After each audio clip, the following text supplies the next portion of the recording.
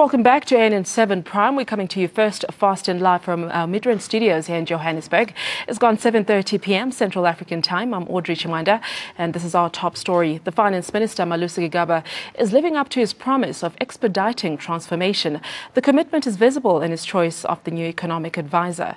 An economics professor from the University of Witwatersrand, that's Professor Chris Malikane, has been chosen to further the government's transformation agenda. COSATU's nomination of the National Development Plan panel, Malikane is known to favor state interventionist policies. You would recall that earlier in 2009-2010, the debate about nationalization took place. And those who advocated for nationalization, I was part of them, we could not win that debate. So although we had facts, and in my view, I don't think the manner in which that debate was handled towards the end, it was fair. We won the debate, but because of the powers that be then, we could not get the ANC to actually action. You are determined to bring it via the back door now? No. I'm just saying that it's almost 7 years since we've not nationalized. And the crisis in the country, economic crisis in the country is deepening. And it is high time that perhaps people must revisit that debate and begin to genuinely engage with it and not just dismiss it as populist. But the very fact that Malikane is an unorthodox economist who's not shy of expressing his pro-transformation views seems to have rattled certain sections of the society. And first off, the bloc in showing concerns over the appointment is the Democratic Alliance. Right, let's discuss this further. Joining me in studio is Professor Sipho Siepe. He's a political analyst. Also a political analyst joining us in studio, and needs no introduction as well, Mr. Tsepo Hadima. And Landiwe Mahlangu from NAFCOC is the chief economist. He'll be joining us in studio as well. Dr. Danisa Baloyi, the BBC CEO, will be joining us over the phone line. Very important you at home can join in the conversation as well.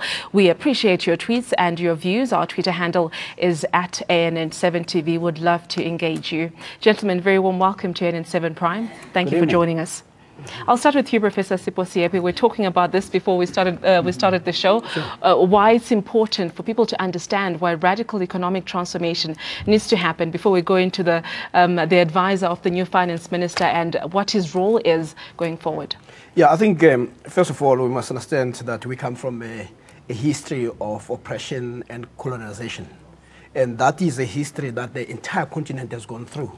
And what we know is that even though the continent may have won political liberation, many countries before us have failed to move to the next step of economic liberation.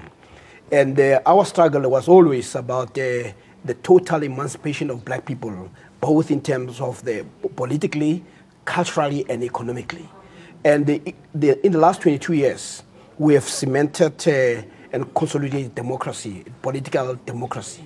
But when it comes to the issue of economy, black people are outsiders, they are mere onlookers. And if we thought the struggle for for political liberation was tough, we should brace ourselves for even a harder and tougher struggle for economic liberation. That you can see with countries that have been liberated for 50 years, but they're still suffering from the stranglehold of the former colonizers. So the situation is not any different here. So one of the tactics that we are going to be exposed to is to be diverted around those issues. That's why the structural issues that affect our economy will be put on the sideline. What we are going to do is to allow or the system allows the diversion by focusing on the individuals than the structural challenges that black people face, issues of land. So if you saw in the last 2 weeks, we had marches around an individual. There's never been marches around the racism in the sector, around the marginalization of black people, around the absence of the poverty, unemployment. All those things have been almost sidelined, but it's part of the strategy to almost hoodwink black people into certain spaces. But even in that space, we must also understand that black people will also be enlisted to pursue their own, or perpetuation of their own oppression. In the same way that under apartheid we had what you call Uncle Toms who were also used. So let me just say, just in 2 sentences, when the president gave the State of the Nation address, he pointed out the challenges that we face. in terms of numbers, a white family earns 5 times more than a black family. In terms of ownership, black people, if we were to look at the JSE, only 10% of the JSE among the top 100 is in black hands or black owned. And even so, it is not because of white people are giving way, it's because of the policy of government. And then when you look at the top management in this country, what you find is that 72% is white males. And part of the reason is because both in terms of recruitment, in terms of promotion, in terms of training opportunities, they are geared towards sustaining whiteness and white supremacy. So when we talk about radical economic transformation, it's about changing that scenario. And the people, we must also mention that this is why every time you mention that, there'll always be, the first would be among the DA, all the beneficiaries of apartheid and colonialism will want to sustain that interest. And they will use also black people who are simply mere bulldogs and who are supporters of white monopoly. And if you look at some of the media and so-called analysts in this country, very few of them talk about the economy because they are hired to maintain the white supremacy and the exploitation of black people. But we go back to Oliver Tambo that says it is inconceivable to talk about liberation without talking about economic liberation. Right. I was really getting into that, really listening, hoping it goes for the very important points you have raised, Professor Siepe. Mr. Mahlangu, everything that Professor Siepe has said is something that has been, I want to say, proven. It is something that can, we can go back in the books, we can go back to the JSC and prove that it is right. And yet we see the marches that we have seen in the past weeks with the majority that still do not own the economy of this country, joining in the marches, protesting against a single person. Do you think the message of economic radical transformation, economic socio-radical transformation has resonated with the grassroots level of South Africans? And if it hasn't, why do you not think this has happened? Maybe let me start at the point that, Professor Siepe has actually raised. The more I actually follow the events and the response, the more I'm increasingly becoming, convinced now, not that I wasn't convinced, that possibly the message of radical economic transformation is the right one. Judging by the response that you actually get, our view and my view is that clearly this is, if there's anything that should unite us, it's precisely the kind of economic liberation that we actually are talking about. From an AFCOC's point of view, we believe that the minister is actually signaling the right kind of policy direction. The fact that he has already devoted sufficient resources towards empowering black people, that's exactly the kind of path that we are saying we support fully, and then we think he should follow. What the minister is actually doing, it's not different than any other minister in a situation. What is actually kind of happening here is that, like any other country, the context that is actually facing, you probably would need some kind of a counter-cyclical measures whereby you use government procurement as one of the tools to actually ensure that you stimulate some kind of demand whereby the economy starts starts kicking. But what the difference now is qualitatively is that he is actually ensured that as he's doing that, those counter-cyclical measures, he's actually ensured that black people in general and Africans in particular benefit out of this thing, and we support that view. Mr. Hadima, your views on the new Finance Minister's advisor, Professor Chris Malikane? A lot of controversy seems to have been stirred up. Why do you think this is happening? It shouldn't be. We have to start from the premise that I think any rational thinking person would agree that South Africa is at a crisis point in that we've got unprecedented levels of unemployment, unprecedented levels of poverty, unprecedented levels of inequality. That itself means that therefore there's a crisis. So socio-economically, it means this is a powder cake that can explode anytime.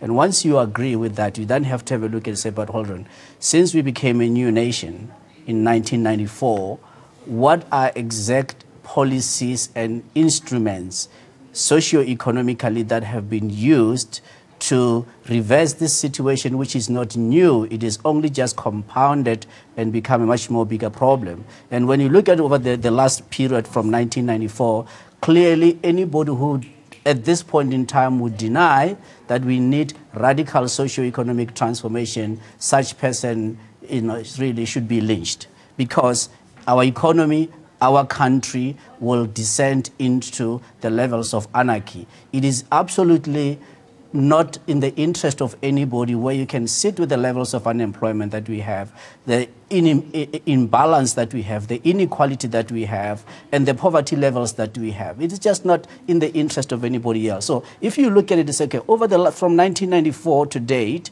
we have been in an era of economic stagnation, even bouts of recession.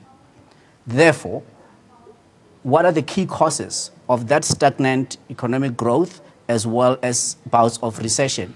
Most of it, we cannot continue to blame it on the markets, which is outside factors. We have to start to look from within. And when you look at from within, you can see clearly from a macroeconomic policy point of view, that is where we seem to be losing the battle. We need to take control of it. And if we are to take control of it, the people that have been the incumbents, the people that have been there for this longest time have clearly failed. We need to accept that. It means we need a new level of thinking. It means that we need a radical shift even in the way that we go about it, in the way that we think. Therefore, if you have somebody like Professor Chris Malikan, who I hasten to add, by the way, is a very academically accomplished economist, and also the issues that he's raising or some of the solutions that he's suggesting, I've yet to hear anybody who actually attacks those proposals other than they are just now branding him to be a leftist Marxist economist instead of really focusing on the issues. Academically, he cannot be challenged. He's beyond reproach. Now let's look at the issues that he's raising. And the issues that he's raising, my view is that we should really move from now having to attack him, and those that are attacking him, if they indeed are acting in the interest of this country, they should look at the issues that he's raising. And the issues that he's raising, if we look at now, what should the Minister of Finance do? Of course, under advice. But clearly what he needs to do to start tackling these socio-economic imbalances and to really ensure that macroeconomically we are taking the bull by the horns. The 30% set aside on the procurement, on the 500 billion rand procurement, two things that are needed. First and foremost is to repeal immediately the triple PFA. Once the triple PFA is repealed, the second thing that you need is that if the banking institutions, which also is lamentable, that the CEOs of these banking institutions are part of the 81 CEOs who wrote a petition or wrote a letter that President Zuma must resign.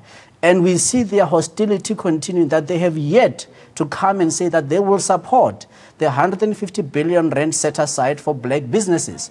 Because every single business in this country requires the bank to be behind it in terms of working capital, which is pre-production, pre-delivery finance. And that is what is lacking. Until the banks come to the fore, and for as long as they remain reluctant, it therefore means that we need to look at how we take control of the key levers of the economy in terms of state intervention. Right. And the banks are part and parcel of that. The banks need to, some of them need to be state-owned so that then you can be able to support that policy of radical socio-economic transformation. Without the banks, everything else fails. And this is one of the conversations we're having a few minutes ago with one analyst. We're talking about the whole CODESA, how a certain bishop has called for a CODESA with regards to land expropriation, which I think is a very important aspect when it comes to socio-economic transformation. And his question is, we keep having these conversations, we keep having these discussions, and yet we're not seeing practical measures. It's been, over almost 25 years now after democracy, but can we trust this new advisor for the finance minister, who I believe is a critical a point when it comes to, the treasury obviously plays a very big role when it comes to economic transformation. Can we trust him to be able to drive this move that President Jacob Zuma has entrusted Malusi Gigaba with? Yeah, first of all, the question is not so much about entrusting any individual, because ultimately it becomes a government's policy. And that policy will also go through the structures like the ruling party that begins to talk about it. The question that you raise is why has it taken so long for us to get into this position? And part of it is that democracy is an experiment. And what we did, or what the ANC did when it got into power, was to try to deal almost sequentially with certain things. First was the consolidation of our democracy, the building of this post-apartheid state. But also it relied a lot on advisors, especially if you were from overseas, which was more largely America and Europe. That is the reliance that they got. But those people have little understanding of our socio-economic realities. But also some of them are also the very same people who were responsible for the continued oppression of black South Africans, yet we went back to them for advice. Whether you see it in economy, you see it in education and all that. Right now we are beginning, after that experiment that has gone horrible, we are beginning to say, let us re-look into these matters. For instance, the simple matter that we should have understood, we should have invested in infrastructure. We did not. I mean, the whole notion of load shedding that was experienced by this administration owes its origin from lack of infrastructure investment in the last 20 years. And yet you'll always find that the incumbent will be the one who will be blamed, when in fact this is part of our history. What we should be happy with is that right now, as Tsepo was saying, that we have reached a situation where it is no longer tolerable, but we are now wiser because we know what has not worked. And we cannot continue on that path that it has been tried, it has failed. And what we now have to do is to start relying on the different thinking. And the thinking that is being put right now is not something that has emerged from nowhere. It is informed by our own experience. So one could be, at least be polite in terms of our criticism of the ruling party, its side. And also remember, we also allowed our democracy to be hoodwinked by bishops who were talking about rainbowism, rainbow nation and all that, miracles. But in reality, there are no miracles. Everything that you get is through struggle. But we were so happy with miracles that we forgot that we had a country to build. Right now, even as the president put it in his SONA, says it is no longer time for us to start talking about the issue of economic liberation. But that idea has always been there, that you cannot have liberation without making sure that the people are economically empowered. But what has also been the case is that we've also marginalized our own people. I mean, if you talk about the recruitment, if you talk about our appointments of professionals, it has been a black government appointing largely white consultants. So, but that has not advanced us, because white interest is to also make sure that you rely on it, and it is not it's also inimical to the interests of black people. Right. That we know. We don't need anybody to tell us. We've experienced it. Hence, the need now for a radical shift. So that's why, that's the only answer I can actually give on this matter. Mr. Mahlangu, perhaps you could join in the conversation. Should we still be talking politely, like what Professor Siposi says, or is it really time to be frank and be radical? I mean, Malusi Gigaba has the issues of the state-owned enterprises that he has to deal with. You know, Eskom, it seems to be recovering. We have issues of PRASA, we have issues of South African Airways. With his new advisor coming into place, do you think perhaps we are seeing light at the end of the tunnel? Yeah, I think I must come back to the question to say, I think it's not so much as to what you know, Professor Malakana is saying, is the substance of what he's actually saying. Clearly, you know, from our book, this radical economic transformation would actually mean three things, basically, in the main. One is scaling up in terms of, you know, the black participation in the economy. Now, we need to argue how best you could achieve that. We feel that whichever way you look at it, you must, the state is very central, you know, to that. Secondly, it means acceleration in terms of the current, you know, economic reforms that are actually an obstacle, you know, towards that participation. So the key word is acceleration. It means land reform, the banking sector. So all of those things just simply cannot happen by themselves. You know, they need to be some kind of, as you say, unapologetic economic, you know, thinking, directing, you know, reform in those kind of sectors. And in our view, we must ask, you know, the question: how do you best achieve that? How do you best achieve that pace of actually change? Our view is that you cannot do that, you know, without the state. And possibly one thing that we also believe that must never be left one dimension in terms of this economic and radical transformation is, to an extent that we've been able to pursue some of these policies, we need to be much more stronger.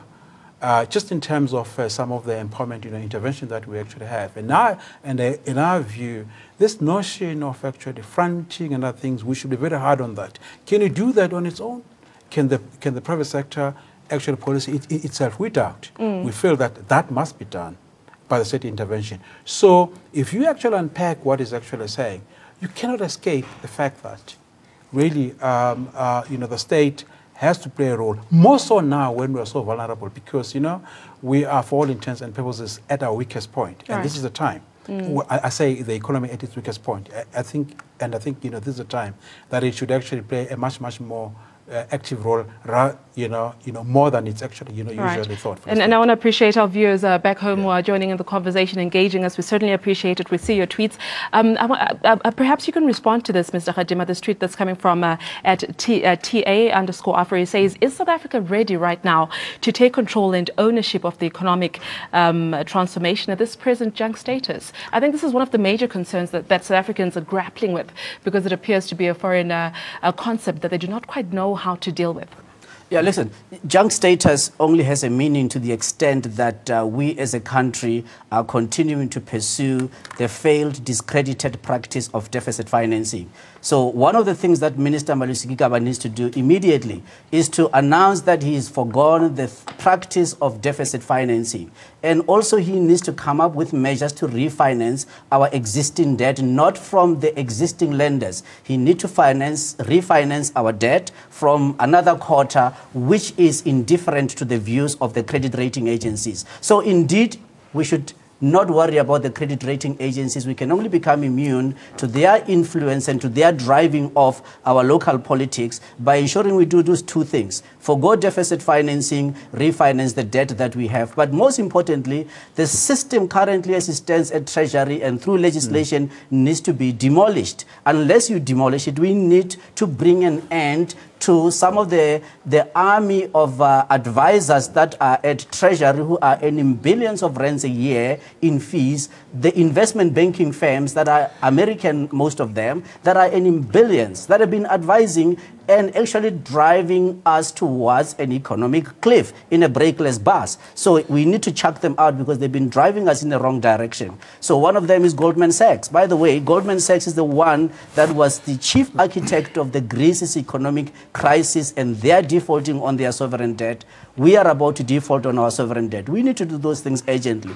But in terms of company law, as it deals with state-owned enterprises, that is another area whereby we need urgent reform. For as long as the state-owned enterprises are shackled in a very competitive world, economically, as we stand right now, we will continue coming back to these problems that are faced by these state-owned companies.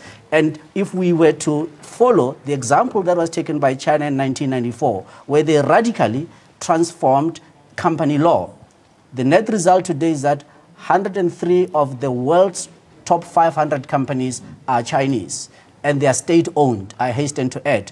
Only about maybe 4 or 5 of those companies are truly private. The rest are state-owned. Right. So it shows you that these things are possible, can be done, they are tangible. And in South Africa, I hasten to also add that we have got the depth of knowledge and expertise amongst ourselves. We should stop for looking for approval and advice from people who themselves have got problems they are not able to solve, and largely from North America and Europe. And as far as foreign direct investment from those jurisdictions is concerned, we are over-invested. We've got European companies here that are either in the auto manufacturing sector, that are in various industries, American companies that are in other industries, they are over-invested. Right. We'll have to consolidate our points, Mr. Gigaba, as we're running out of time. Just very quickly, Professor Siposi, before we wrap up. I think we digressed a bit. The issue of the finance minister's advisor being appointed and the backlash that we have been seeing from the Democratic Alliance. Sometimes as as viewers at home, as people that read the media, as consumers of media, we tend to just take in whatever we get from the media. But why do you think we have this backlash, particularly from the opposition parties, with regards to the appointment of Professor Malikane? Yeah, because those who control the economy also control the thinking. And if there is a threat to that thinking, they are going to be unhappy. So that is one of the things that we must address. And also, policy in this government is not made by one person. There are a number of institutions that come into play and organization. We also even have policy through government legislation. So this notion, obsession with him, it's another diversion. What we should be talking about is a policy, because if you're going to rely on one person, anything can happen to that person. So it's simply misleading argument. What they can't stand is that he doesn't think like them. So that's number one. Then the question of, is South Africa ready? This is a question that we ask when we're oppressed. Are we ready for freedom or democracy? That's a nonsensical question. But what we know, as a matter of fact, is that at the moment, those who had advised this government and the ANC, and those who have taken us through this path, have led us to a situation where our own social and political stability is being threatened. So we can't continue to entertain that. We've tried it, it has not worked. We need a new thinking. And what I find interesting about people is that they talk about freedom of thought, freedom of expression. But you have somebody who thinks differently. They'll be the first to want to fight that person. But most importantly, we must accept the important reality that this struggle is going to be difficult. And this struggle, those who have oppressed us will also divert our attention, and they are going to enlist black people to advance the oppression of black people. Right, and with that thought, we'll have to leave it there. We've run out of time. Gentlemen, thank you so much for your time. I certainly appreciate it. We had Professor Siposi, the CAP political analyst, Mr. Mahlangu from NAFCOC, and also Mr. Tsepo Hadima joining in the conversation. You at home, we certainly appreciate your participation, and we'll have to leave it there for now. This is AN and 7 Prime. Thank you for watching. It's time for a very short break. We're back at the top of the hour with a very important interview that you do not want to miss, so stay tuned.